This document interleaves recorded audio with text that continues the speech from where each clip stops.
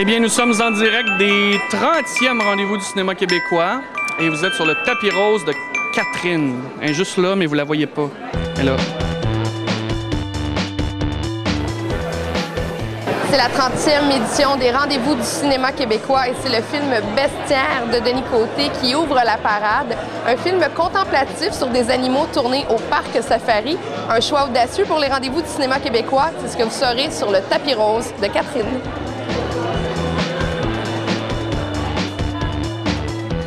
Ségolène, vous accueillez ce soir le film Bestiaire de Denis Côté. C'est un choix qui est quand même audacieux. C'est pas évident. J'aimerais ça qu'on m'explique comment vous avez choisi le film. Dominique me l'a montré et il est arrivé avec le DVD sur mon bureau puis il m'a juste dit « Bon, c'est le film de Denis. Ah oui, c'est quoi ça? » Ben écoute, c'est juste des animaux qu'on filme. Là. Il m'a rien dit d'autre parce que je pense qu'il avait un peu peur. J'ai vu ça le soir chez moi à 11h du soir et j'ai passé un moment...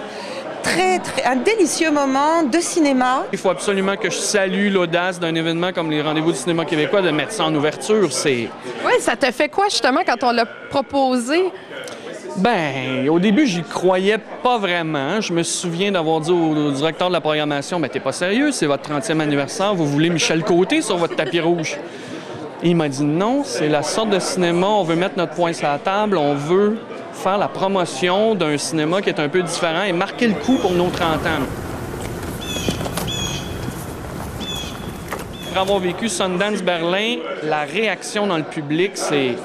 Il y a quelque chose d'hypnotisant dans la salle. Si tu le vis tantôt avec le public, il y a quelque chose qui fonctionne, qui me dépasse un peu, mais je pense que les gens aiment vraiment ce film-là. Toi, tu ne regardes pas dans la salle, tu fais pas « Aïe, aïe, ma gang de fourriers sur une girafe ou une autruche ». Je fais pas ça, mais j'ai un petit sourire en coin quand je sais que c'est les 30 ans des rendez-vous. Il y a des speeches, il y a peut-être des élus dans la salle.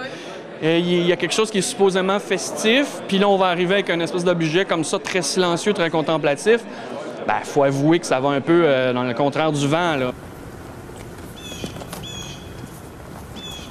Comment tu as choisi tes plans? Quand est-ce que tu sais que c'est assez de montrer tel angle de l'autruche, tel angle de l'éléphant, du lion? Pourquoi on va 30 secondes sur un lion et 5 minutes sur des gens qui font du dessin d'animaux?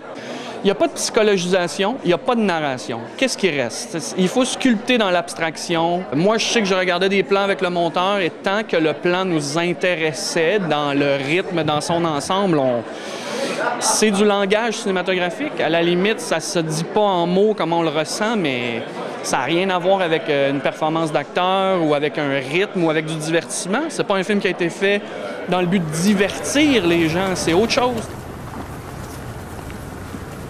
J'avoue qu'il y a un plan ou deux là, qui, au début, ils font très mal. C'est comme pour dire aux spectateurs, vous êtes dans ça. Acceptez-le. Attachez votre tuque. Acceptez-le ou crissez donc votre camp. C'est un peu ça au début, puis après ça, je trouve ça trouve son rythme.